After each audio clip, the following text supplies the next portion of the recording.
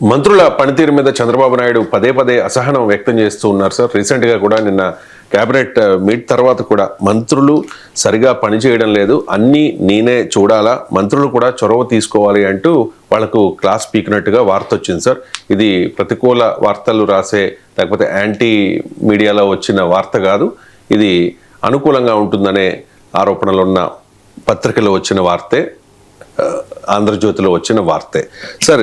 ఈ పెండింగ్ పెద్దన్న అని ఫైళ్ల పరిష్కారంలో రెవెన్యూ నత్తనడక అని రెవెన్యూ శాఖ మీద ఒక వార్త సార్.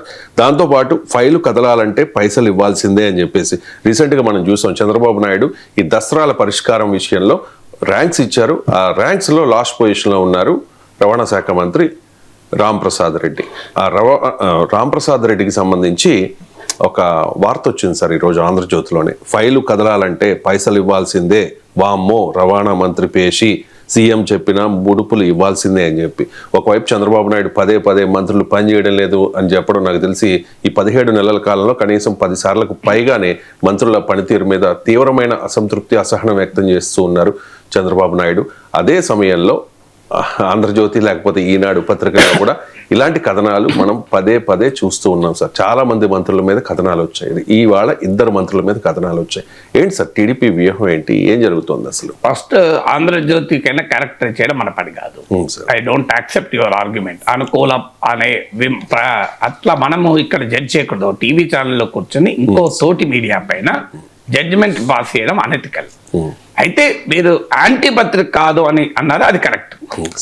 అంటే జగన్మోహన్ రెడ్డి అనుకూల పత్రిక కాదు, ఇంకా కరెక్ట్. యాంటీ ప్రో కాదు, జగన్మోహన్ రెడ్డి అనుకూల పత్రిక అయితే కాదు, అంతవరకు నో అబ్జెక్షన్. అందువల్ల let us not characterise media. ఇక్కడ కూర్చొని ఇతర మీడియా ఛానళ్ళ మీడియా టీవీ ఛానల్ కానీ పత్రికలు కానీ మనం క్యారెక్టరైజ్ చేయడం మానుకోవాలి. అందువల్ల ఆంధ్రజ్యోతి తెలుగుదేశం అనుకూల పత్రిక అనే ఆరోపణలు ఉన్నాయన్న మీ స్టేట్మెంట్తో నాకు సంబంధం లేదు. That is your statement. You have right to make your own statement. నాకేం అభ్యంతరం లేదు.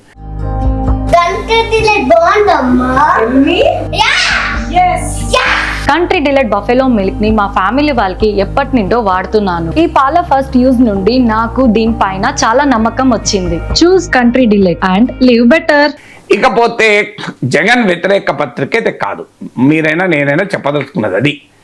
సో ఆంధ్రజ్యోతి కథనం మీకు ఇంట్రెస్టింగ్ ఏంటంటే ఈ 15 నెలలు అయింది కదా అధికారంలోకి వచ్చి, 15 నెలల్లో చంద్రబాబు నాయుడు కొలువులో ఉన్న క్యాబినెట్లో ఉన్న మంత్రుల పైన జగన్ ఎన్నిసార్లు విమర్శ చేశారు, చంద్రబాబు నాయుడు ఎన్నిసార్లు విమర్శ చేశారు లెక్కలు చేయండి. చంద్రబాబు నాయుడు ఎక్కువసార్లు విమర్శ చేశారు. చంద్రబాబు నాయుడు ప్రభుత్వంలో మంత్రుల పైన సాక్షిలో ఎన్ని కథనాలు వచ్చాయి, ఆంధ్రజ్యోతిలో ఎన్ని కథనాలు వచ్చాయి చూడండి. ఎమ్మెల్యేల పైన మంత్రుల పైన ఖచ్చితంగా చెప్పగలం ఆంధ్రజ్యోతిలో ఎక్కువ కవరేజ్ వచ్చింది. అంటే వాట్ ఇట్ హ్యాపెన్స్, ఏమవుతుంది, తాము ఎక్కిన చెట్టు తామే నరుక్కుంటున్నారా? ఇప్పుడు మరి ఇది బహిరంగంగానే ఇప్పుడు లోపల జరిగిన డిస్కషను బయటికి ఎందుకు వచ్చింది, లీక్ చేస్తూనే వచ్చింది కదా డెలిబరేట్గా. అది చంద్రబాబు నాయుడు టీం నుంచే లీక్ చేస్తేనే వస్తుంది ఇట్లాంటి వార్తలు, లేకపోతే ఎందుకు వస్తాయి? వేరే మంత్రులు లీక్ చేస్తే ఇప్పటికీ ఆ మంత్రుల పైన చర్య తీసుకునే వాళ్ళు కదా. అంటే సెలెక్టివ్గా చంద్రబాబు నాయుడు మంత్రులకు అక్షంతలు వేసింది, ఎమ్మెల్యేలను అంటింది, సెలెక్టివ్గా చంద్రబాబు నాయుడు ఆఫీస్ నుంచి లీక్ చేస్తున్నారు మీడియా. లేకపోతే ఆంధ్రజ్యోతి ఎక్కడికి వస్తుంది, ఎవరో ఒకరు చెప్తూనే వస్తుంది కదా. నిజంగానే ఆంధ్రజ్యోతికి ఒక మంత్రి లీక్ చేస్తే చంద్రబాబు నాయుడు రాధాకృష్ణ అడగడా, ఎవరైనా ఆ మంత్రి మీకు చెప్పింది ఆయన సంగతి చెప్తా అన్నాడా? అంటే క్లియర్గా అర్థమవుతుంది చంద్రబాబు నాయుడు టీం నుంచే లీక్ చేస్తున్నారు డెలిబరేట్గా. ఎందుకు? మంత్రులు ఎమ్మెల్యేల పైన సమాజంలో వాళ్ళను దోషులుగా నిలబెట్టే ప్రయత్నం. ఆంధ్రజ్యోతిలో అంతకుముందు అక్రమార్కులకు నారాయణ అండా, ఇవాళ మళ్ళీ రాంప్రసాద్ రెడ్డి పైసలు ఇవ్వండి ఏ పని జరగదు, చంద్రబాబు నాయుడు మంత్రులు పనిచేయరు, అధికారులు పనిచేయడం లేదు, ఎమ్మెల్యేలు దోచుకుంటున్నారు. ఇక మరి ఎవరు పనిచేసేది? సో వాట్ కైండ్ ఆఫ్ అసలు ఏం చెప్పదలుచుకున్నారు మీరు?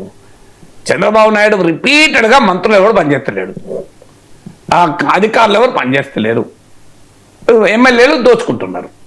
అంటే ఒక చంద్రబాబు నాయుడు ఒక్కడే పనిచేస్తున్నాడు, కాదంటే లోకేష్, ఈ ఎంతో కొంత పవన్ కళ్యాణ్, ఈ మిగతా ఎవరు పనిచేస్తలేరు. ఈ పిక్చర్ ఎందుకు ఇస్తున్నారు? ఇది పార్టీ ఇస్తోంది. విచిత్రం ఏంటంటే వేరే వాళ్ళు ఇవ్వడం కాదు. నేను చాలామంది మంత్రులు నాతో కూడా చెప్తున్నారు, సార్ మేము జగనన్న ఎదుర్కోగలం సార్, కానీ మా నాయకుడే పదే పదే మంత్రులు తిడుతుంటే మేము ఏం చేసి ప్రజల దగ్గరికి పోవాలి? మేమేం పార్టీ కార్యకర్త దగ్గరికి ఎట్లా పోవాలి సార్? తెలుగుదేశం ఎమ్మెల్యేలు వాపోతున్నారు, కొద్ది హానెస్ట్ ఎమ్మెల్యేలు. సార్ ఇది ఎక్కడ గోల సార్? మా పార్టీలో రోజు మా నాయకుడే ఎమ్మెల్యేలు దోచుకుంటున్నారు, ఎమ్మెల్యేలు అంటారు, ఆంధ్రజ్యోతిలో వార్తలు వస్తుంటాయి, మా వాళ్ళే వేయించుతుంటారు ఆ వార్తలు. రోజు మేము అవినీతి పరులం, అది మళ్ళీ పలానా అని చెప్పరు. ఎమ్మెల్యేలు అంటే అందరు వస్తాం కదా, మేము క్షేత్రస్థాయికి పోతే మా పైన మీరు భూములు ఆక్రమిస్తారట కదా, అక్రమ గనులు నడుపుకుంటారట కదా, మీరు ఆస్తుల పంపకాల్లో ఇన్వాల్వ్ అవుతున్నారట కదా, మీరు సొంత ఆస్తిని రిజిస్టర్ చేసుకోవాలన్నా మీకు కప్పం కట్టాలట కదా, మీ దగ్గర కంపెనీ పెట్టాలన్నా ఒక వెంచర్ లేఅవుట్ వెళ్ళాలన్నా డబ్బులు అడుగుతున్నారట కదా అని మమ్మల్ని అడుగుతున్నారు సార్. కల్తీ మధ్యలో నీకు వాటా ఉంది కట, ఇసుకలో నీకు వాటా ఉందట కదా, మీరు అధికారంతో మత్తులో మునిగిపోతున్నారట కదా అంటే ఎవరన్నారు? మన కుటుంబరావు అన్నాడు కదా, టీవీ ఛానల్ అన్నాడు కదా, కుటుంబరావు చంద్రబాబు నాయుడు సన్నిహితుడు కదా, చంద్రబాబు నాయుడు చెప్తున్నాడు కదా, ఆంధ్రజ్యోతిలో వస్తుంది కదా, మన వ్యతిరేక పత్రిక కాదు కదా, ఇవన్నీ ఎందుకు వస్తున్నాయి? మీరు ఇంత దోచుకుంటున్నారు కదా అని మా కార్యకర్తలు అడుగుతున్నారు సార్ మమ్మల్ని. ఎవడో దోచుకుంటున్నో లేడని మేము అంటలేము సార్, వాళ్ళ పేర్లు చెప్పరు. ఎమ్మెల్యేలు అంటున్నారు, పనిచేసినోడు పనిచేయనోడు ఒకటే రకంగా అయిపోతున్నారు. మా పరిస్థితి ఏంటి సార్? మేము ప్రజల దగ్గరికి పోయినప్పుడు ఆంధ్రజ్యోతిలో వచ్చిన కథనాలు, చంద్రబాబు నాయుడు వాయింపు, మా పార్టీ ప్రతినిధులే వెళ్ళి టీవీ ఛానల్లో తిడుతుంటే మేము ప్రజలకు ఏ ముఖం పెట్టుకొని పోవాలి సార్? మీలాంటి వాళ్ళు ప్రశ్నిస్తున్నామో మిమ్మల్ని వైసీపీ ఖాతాలు వేస్తున్నారు, మరి మా కుటుంబరావు వైసీపీ ఖాతాలు వేస్తారా? ఆంధ్రజ్యోతి రాధాకృష్ణ వైసీపీ ఖాతాలు వేయలేరు కదా సార్. మరి వాళ్ళు కూడా అదే చెప్తున్నారు, మీకనకటే చెప్తున్నారు. రాధాకృష్ణ వాడిన భాష అసలు ఇంకా తీవ్రంగా ఉంది కదా, ఇంకా కఠినంగా పరుషంగా ఉంది కదా సార్. మీరన్నా కాస్త డిప్లొమాటిక్గా మాట్లాడుతున్నారు. అసలు ఏం జరుగుతుంది సార్ మా పార్టీలోని? తెలుగుదేశం ఎమ్మెల్యేలు, మంత్రులు మాలాంటి జర్నలిస్టుల దగ్గర మాట్లాడుతున్నారు ఓపెన్గానే వాళ్ళ ఆవేదన. అంటే మరి మీరు చెప్పొచ్చు కదా అంటే చంద్రబాబు నాయుడుకి చెప్పే ధైర్యం ఉందా సార్? లోకేష్కే చెప్పే ధైర్యం లేదు మాకు, చంద్రబాబు నాయుడు చెప్పే ధైర్యం ఉందా? లోకేష్ ముందర కూడా చెప్పుకోలేని పరిస్థితి మాది అని. సో ఏం చేస్తున్నారు? సో ఇక మంత్రి పదవి రాని వాళ్ళు ఏం చేస్తారు? ఈ మంత్రులు పనికిమాలినోళ్ళు, ఈ మంత్రులు పనిచేస్తలేరు అని చంద్రబాబు నాయుడు చెప్పినట్లు అన్నట్లు ఆంధ్రజ్యోతిలో కథనాలు పట్టుకుని వాళ్ళ క్యాంపెయిన్ చేస్తారు. రామ్ ప్రసాద్ రెడ్డికి మంత్రి పదవి వద్దు, నారాయణ మంత్రి పదవి అంటే ఎవరు తీసేయలేరు, చంద్రబాబు నాయుడు కోటాలు వచ్చాడు. రామ్ ప్రసాద్ రెడ్డి మంత్రి పదవి ప్లేస్లో అక్కడ ఒక కాంపిటీటర్ ఉంటాడు, ఎవరో ఆశావాహుడు ఉంటాడు కదా. ఆ ఆశావాళ్ళు ఏం చెప్తారంటే, చూడు ఈ రామ్ ప్రసాద్ రెడ్డి వేస్ట్, ఈయన దగ్గర పైసలు అది పనిచేస్తలేరు, ఈయనంటే చంద్రబాబు నాయుడికే కోపం ఉంది, రేపో మాపో తీసేస్తారు అని పార్టీలో వాళ్ళపైన అంతర్గతంగా కూడా తిరుగుబాటు జరుగుతుంది. అంటే వాళ్ళకు వ్యతిరేకంగా ఉన్న వర్గాలు ప్రతి పార్టీలో ఉంటాయి కదా. ఇప్పుడు పార్టీలో అందరికీ మంత్రి పదవి రాదు, అందరికీ ఎమ్మెల్యే రాదు, అందువల్ల సొంత పార్టీ ప్రతి పార్టీలోనూ ఆశావాళ్ళు ఉంటారు. వాళ్ళు ఏం చేస్తున్నారంటే వీళ్ళ మీదే అటాక్ చేస్తున్నారు. చూడు ఇంకో మాకు టికెట్ ఇవ్వలేదు, పలానా టికెట్ ఇచ్చారు, కానీ ఆయన దోచుకుంటాడు, మద్యంలో ఉన్నాడట, అందరు ఇట్లున్నాడట. ఇది ఇప్పుడు తెలుగుదేశంలో జరుగుతున్న వ్యవహారం, విచిత్రంగా వ్యవహారం. మీకు ఇప్పుడు తిరువూరు ఎమ్మెల్యే విజయవాడ ఎంపీ పైన తీవ్రమైన ఆరోపణలు చేశాడు కదా. దారంపూడి చంద్రశేఖర్ రెడ్డి రేషన్ మాఫియా దారి ఇచ్చిన డబ్బులతో మేము వైసీపీ కౌన్సిలర్లు కొన్నాము, మా ఎంపీకి కల్తీ మద్యం మాఫియాతో ఉన్నారు, రాజశేఖర్ రెడ్డితో ఉన్నారు, పలానాయనతో ఉన్నారు, వైసీపీ నాయకులందరితో మా ఎంపీ మంచి క్లోజ్ ఫ్రెండ్షిప్, వ్యాపారాలు చేస్తుంటారు కలిసి హైదరాబాద్లో.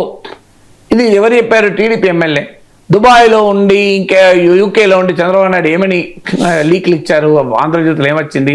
చంద్రబాబు నాయుడు వస్తున్నాడు, బెత్తం పట్టుకొని వస్తున్నాడు, ఇక సంగతి తెలుస్తాడు. శ్రీనివాసరావు కూడా చెప్పాడు, పల్లా శ్రీనివాసరావు, నువ్వేం అడుగు పిలవాల్సిన అవసరం లేదు, నేను వస్తున్నప్పుడు చూసుకుంటా అన్నాడు. వచ్చేందో లేదండి నన్ను చూసుకున్నాడా? ఎవరి మీద యాక్షన్ తీసుకున్నాడు చెప్పు? జీరో కదా. దానిపైన ఒక డిసిప్లినరీ కమిటీ వరలరామయ్య నాయకత్వంలో కూర్చున్నది, ఇద్దరిని పిలిపించింది, వాళ్ళ వాంగ్మూలాలు తీసుకున్నది, ఎవరిపైన యాక్షన్ తీసుకున్నది చెప్పండి? ఇప్పుడు అందులో ఎవరిదో రైట్ ఉంటుంది కదా.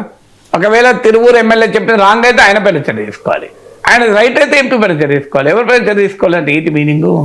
చంద్రబాబు నాయుడు నాయకత్వం అంత అసమర్థంగా ఉన్నట్ట, లేదా టీడీపీ నాయకత్వానికి తెలిసి ఇదంతా జరుగుతుందని అనుకోవాలా? నాకు ఖచ్చితంగా చంద్రబాబు నాయుడు అయితే అసమర్థులని మీరన్నారు, నేనన్నా, ఎవరన్నారు? ఖచ్చితంగా టీడీపీ నాయకత్వానికి తెలిసి జరుగుతుంది, కానీ తప్పు వాళ్ళు చేస్తాను నేను కాదు అని చంద్రబాబు నాయుడు చెప్పదలుచుకున్నాడు.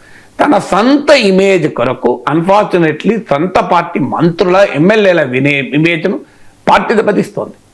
ఇది పార్టీ నా చంద్రబాబు నాయుడే కాదు, మీరు మీడియా సహకారంతో జరుగుతున్న ప్రయత్నం ఏంటంటే ఎమ్మెల్యేలు దొంగలు, మంత్రులు చాతకానులు.